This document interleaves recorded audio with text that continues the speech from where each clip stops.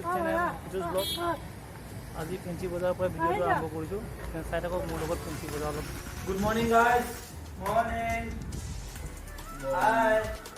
এতিয়া আমি যিহেতু যোৱা ৰাতি আমি গুৱাহাটীত থাকিলোঁ, সেইটো চাওক ৰুমটো ধুনীয়া অৱস্থা থাকিলোঁ গোটেইকেইজন আমি মানে এইটো ৰুমতে 4জন থাকিলোঁ, 2খন বিচনা তাকে মিলাই কৰি থাকিলোঁ আৰু এতিয়া Very good school. Very good school. Good day. Very good. এয়া আৰু বাকী এয়া আমি এতিয়া গোটেইকেইজন ওলাই আছোঁ বাহিৰলৈ যাবলৈ। ওলোৱা হোৱাৰ পিছত গোটেইকেইজন বাহিৰত যাম আৰু বাহিৰত কি কি বস্তু চাওঁ আপোনালোকক মই দেখুৱাই দিম। কিন্তু এজন লগত মানে বিচিত্ৰৰ বেগটো দেখিলোঁ, বিচিত্ৰ একদম ধুনীয়াকৈ পাৰফিউম এটা লৈ আহিছে আমাৰ কাৰণে। তাৰ কাৰণে মই বিশেষকৈ আমাৰ বুলি ক'লোঁ, পাৰফিউম এটাও লৈ আহিছে।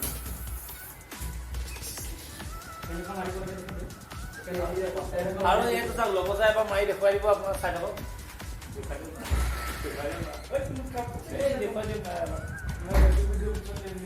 এনেও মই দিম সেইটো কাৰণে। আৰু চাওক আমিতো আনিছে কাপোৰ কানি বটল এগাল লৈ আনিছোঁ। আৰু এই বেগটো কিন্তু একেবাৰে আচৰিত। চাই থাককচোন অলপ, মই দেখুৱাই আছোঁ এই বেগটোত কি কি আছে। ল'ৰা মানুহ ফণি লৈ আহিছে। চাৰ্জাৰ এডালো নহয়, দুডালকৈ চাৰ্জাৰ অনা মানুহ এইটো বিচিত্ৰ। তেল এটা, এইটো কাৰ্ডৰ জানো এইটো কি বুলি কয়, এইটো এই আমাৰ ফেচ ৱাছ এটা লৈ আহিছে। টি চাৰ্ট এটা, হাফ পেণ্ট এটা, ভিজা গামোচা এখন, ব্ৰাছ এডাল।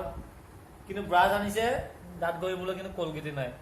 কিন্তু নহয় কলগেট বিচাৰি ওলাই গৈছে। এয়াই মানুহ নহয় জানো, চব হাতেৰে কাম চলোৱা হৈছে। তাৰপিছত সেয়া চাওক দেখিছে, এতিয়া লবচা লাগি আছে পিছফালে। সেইটো কাৰণে মোৰ ভিডিঅ'টো যদি লবচা বোলে কেমেৰা পোনাবই নোৱাৰি, যেতিয়াই দেখোঁ তেনেকুৱা পজিশ্যন। কিমান কোনে দিলে?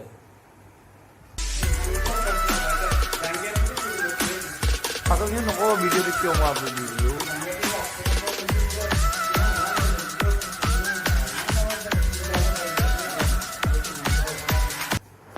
আমাৰ ছাৰে আকৌ 599ৰ পাৰফিউমটো য'তে ত'তে মাৰি আছে। ফ্ৰীতে পাইছেতো পুৰা মাৰিছে। অলপ অকণমান নিজেতো মাৰিছে, লগতে মোকো মাৰি দিছে দেখোন। বা ক'ত মাৰিছে মানে মাৰক আৰু মাৰক। বাহ ধুনীয়া। আৰু আমাৰ লব ছাৰে ভিজা চাৰ্ট বেগত ভৰাই থওঁতে এয়া চাওক, হালধিৰ নিচিনা কিবা দাগ লাগি গ'ল। এইবাৰ ছাৰে মোৰ চাৰ্টটো মানে পিন্ধি চাম বুলি কৈছে। ক'ত মোৰ ছাৰ লব ছাৰ ঘাট ৰাতিব? লব ছাৰ হৈছে শকত মানুহ।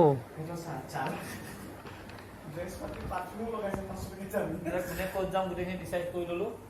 এয়া চাওক 500 টকীয়াত আমি ফ্ৰক, আমাৰ কিন্তু খানিবলৈ কাৰণে তেনেকুৱা ধৰণৰ ইয়াত নাই বাৰু। কিন্তু আমাৰ মাজত এজন আছে যিজনে 500 টকাৰ আমি ফ্ৰকবোৰ খানিব পাৰে। নাই আপোনাৰ হালধীয়া পিন্ধক। মোৰ চাৰ্ট দি দিলোঁ, কিন্তু মোৰ চাৰ্ট নাতিব আপুনি, দেখা দেখি কৰিব। চেক কৰিব নাতে মই জিমত পিন্ধি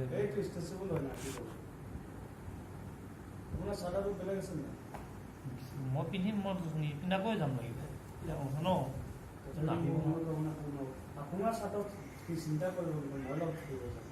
কিন্তু নাতিব নহয়। এতিয়া চাওক গুৱাহাটী চাৰ্টে নোহোৱা হ'ল, মোৰ চাৰ্ট পিন্ধিবলগীয়া হ'লে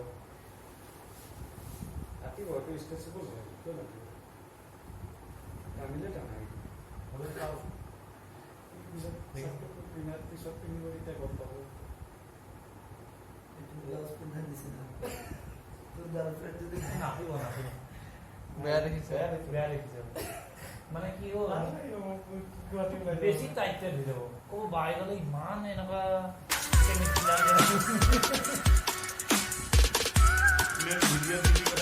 ভিডিঅ' আপলোড দিব পাৰিবি না। দেখুৱাই দিছো ভাই ন। লব ছাৰেও গম পালে যে মোৰ চাৰ্টটো নাতে, সেইটো কাৰণে উপায় নোহোৱাত মই আৰু এটা চাৰ্ট মই উলিয়াই দিছোঁ এতিয়া।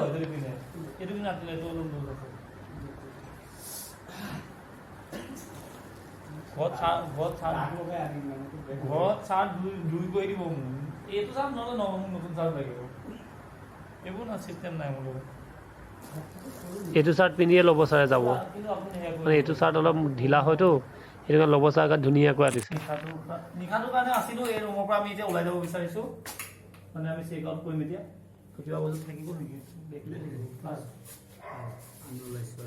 কেনেকুৱা লাগিল ৰাতিটো থাকি ইয়াত ভাল লাগিছে পিছফালে চাওকচোন পইচা দিছে কাৰণে তেওঁ বেড কভাৰ লৈ পেলাইও জোতাযোৰ মুচিছে কিবা নহয় কিবা মানে 500 টকা অভিযোগ কৰি দিছে চাবিটো আছে তো গাইছ ওলাই দিলোঁ খোলা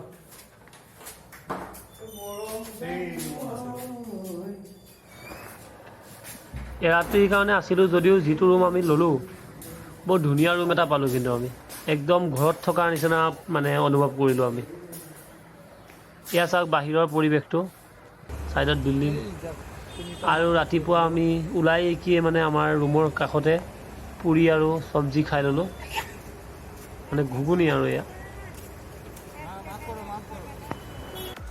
ৰাতিপুৱা ব্ৰেকফাষ্ট কৰি আমি ফেঞ্চি বজাৰলৈ ওলাই গ'লোঁ শুনিছিলোঁ ফেঞ্চি বজাৰ দামবোৰ কম আমি যেতিয়া গ'লোঁ দেখি পাইছোঁ বা মানুহে কয়হে কম কিন্তু ফেঞ্চি বজাৰতো দাম বহুত কিন্তু দেই আমাৰ ইয়াতে দাম কম পিন্ধি যাওকচোন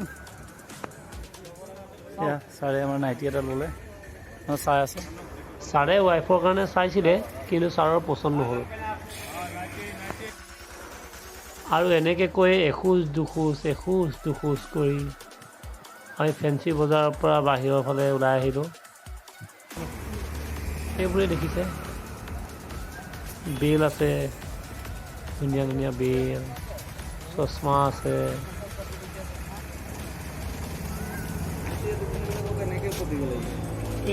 আমাৰ ছাৰে চাগৈ চশমা এযোৰ ল'ব চাইছে এযোৰ পচন্দ হ'লে তেওঁ লৈ ল'ব কিন্তু লোৱা মানুহ দাম কম দেখোন ক'ব গ'লে আৰু এনেকৈ ৰাস্তাৰ সন্মুখতে ব্ৰহ্মপুত্ৰ নদীৰ পিছ চাইডে পালোঁ এই চাইড নদী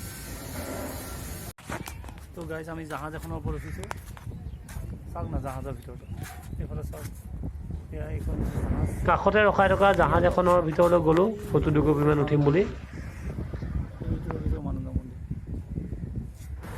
জাহাজখনৰ পৰা ওলাই আহি কাষতে থকা কুঁহিয়াৰ ৰসৰ মানে কুঁহিয়াৰ পেৰি থকা দোকান এখনত কুঁহিয়াৰ ৰস খালোঁ ছাৰ আৰু মই কাৰণ গৰমৰ দিন ন তাত যদি আপুনি কুঁহিয়াৰ ৰস খাই দিয়ে এই মজা লাগি যায় গোটেই গাটো আৰু কুঁহিয়াৰ ৰস কেইবাটা বেমাৰৰ কাৰণেও ভাল সেইটো কাৰণে কুঁহিয়াৰ খাব আৰু আমাৰ ছাৰ দেখিছে এই ভিডিঅ'টো আগতে আপোনালোকে দেখিছিলে আৰু ইয়াৰ টাইম টেবুলটো চাওক আপোনালোকে জলপৰি আমি যিখন জাহাজত গৈছোঁ সেই জাহাজখনৰ নাম হৈ গৈছে জলপৰি ইয়াৰ টিকেটৰ দাম হৈছে 100 টকা মানে যাওঁতে 50 টকা আৰু আহোঁতে 50 টকা এতিয়া গম পাব যে আমি পৃথিৱীৰ সবাতোকৈ সৰু যিটো দ্বীপ সেইটো হৈছে উমানন্দ সেই উমানন্দ ঘৰলৈ আমি দেখুৱাম আপোনালোকক চাই যাওক কাৰণে মোৰ ভিডিঅ'টো শেষত এয়া যাওক ফিং ভাঙি পৰা আমি গৈ আছোঁ মই কি কৰোঁ মই নিজেই গম নাপাওঁ এতিয়া আমি আপোনালোকে কি গম পাব আটাইতকৈ সৰু যিটো দ্বীপ সেই উমানন্দলৈ আমি গৈ আছোঁ 3জন first time Ping ping paf, this is your phone. I phone ping ping paf. This is for. So, I can go there. Can I? I want to go there. Okay, I'm go there. Guys, hey guys, please listen the voice. I am now ready to go Umananda temple, the very holy place of Assam. And would you like to go with a simple ship that is very nice? And we already collect our ticket. This ticket valid up to 4 p.m. Okay. So we are ready to go. জলপৰি ticket কাটি এনেকৈ জলপৰিৰ ভিতৰত মানে যিখন জাহাজ সেই জাহাজখনৰ ওপৰৰ দিশলৈ আমি উঠি গ'লোঁ আজি জলপৰিত উঠিছোঁ মই হাফিচাৰ আৰু বিচিত্ৰ আমি 3জনে জলপৰিতে উমানন্দলৈ বুলি ওলাই যাম এইটো ফাৰ্ষ্ট টাইম নহয় বাৰু মোৰ জাহাজত কিন্তু আজি গুৱাহাটীত প্ৰথমবাৰৰ বাবে মই জাহাজত উঠিলোঁ। আগতে উঠিছোঁ কিন্তু বেলেগ জেগাত উঠিছিলোঁ। গুৱাহাটীত উঠা হোৱা নাছিলে বাৰু, আজি প্ৰথম হ'ব গুৱাহাটীত। এখনতে আমি গৈ আছোঁ। So guys,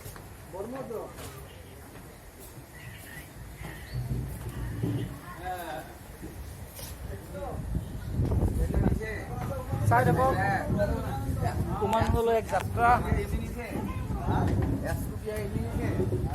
এয়া আমাৰ কেইজন হাতী চাই গ'লে বিচিত্ৰ সেইফালে ঘূৰাই ল'ম আৰু এয়াই হ'ল উমানন্দ।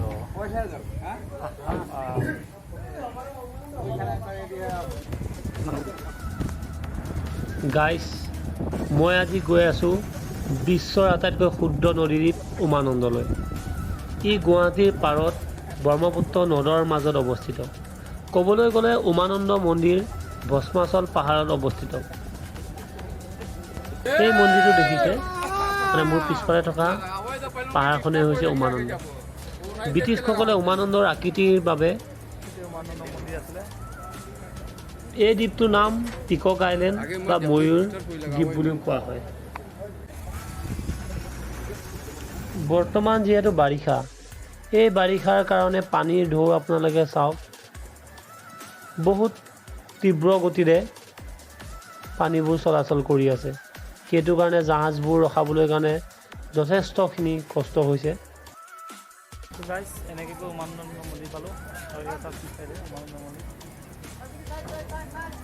ভাবিছিলোঁ 5 মিনিটত পাই যাম নেকি, বহি আমনি লাগি গ'ল ন বেছিটো। ভাবিছিলোঁ 5 মিনিটত উমানন্দ মন্দিৰ পাই যাম, দেখাত এনেকুৱা লাগিছিলে পাই যাম।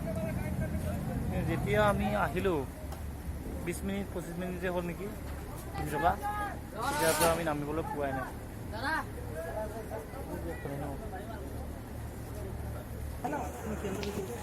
ইতিহাস মতে যদি চাওঁ, 1694 চনত আহোম স্বৰ্গদেউ গদাধৰ সিংহই গঞা সন্দিকৈ ফুকনক উমানন্দ মন্দিৰ নিৰ্মাণ কৰিবলৈ আদেশ দিছিল। এই উমানন্দ মন্দিৰত শিৱ পাৰ্বতী, গণেশ বিষ্ণু আদিৰ লগতে অন্যান্য দেৱ দেৱীৰ মূৰ্তি দেখিবলৈ পোৱা যায়। মূল দুৱাৰেদি সোমাই আহিলে আপোনালোকে সোঁফালে ফল মূলৰ দোকান কেইখনমান দেখা পাব আৰু ইয়াৰ এখন বৰ্ডত মৰা আছে ভস্মাচল পাহাৰস্থিত উমানন্দ দেৱালয়লৈ স্বাগতম।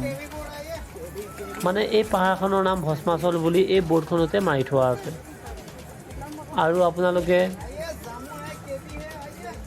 চিৰি বগাই বগাই এখোজ দুখোজকৈ ওপৰত উঠি যাব লাগিব।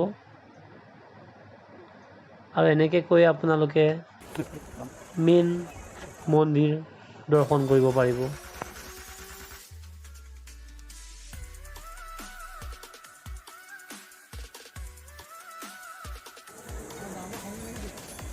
এইটোৱে হৈছে মেইন মন্দিৰ।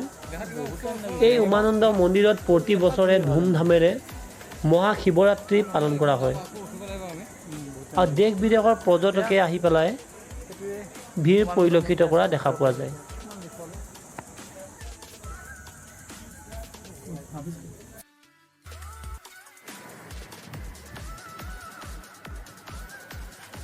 ইয়াৰ কাষত থকা ৰাস্তাটোও মই অলপ দেখুৱাই দিছোঁ, মানে এই ৰাস্তাটো হৈ আপোনালোকে যাব পাৰিব মেইন মন্দিৰলৈ।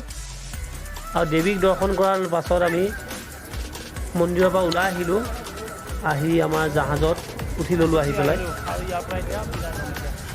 আৰু এতিয়া আকৌ আমি য'ৰ পৰা আহিছিলোঁ তালৈকে ঘূৰি যাম।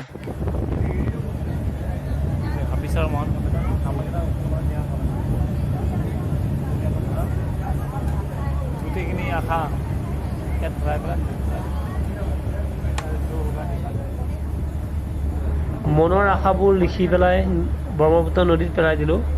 তাৰপাছত আমি ভাত পানী খাই ষ্টেচনলৈ বুলি ওলাই আহিলোঁ। 2 নম্বৰ প্লেটফৰ্মত আমি আছোঁ আৰু আমি এইটো চাইডে দিয়ে হৈ পেলাই আমি আমাৰ ঘৰলৈ যাম, মানে নিউ মিছামাৰী। আমাৰ ট্ৰেইন আছিলে যিহেতু 4:15, সেইটো কাৰণে 3:45 মানত আমি আহি ষ্টেচনত ৰখি আছোঁ। ফাইনেলি আমি আহি ঢেকীয়াজুলি পালোঁ আৰু এতিয়া আমি নামি যাম।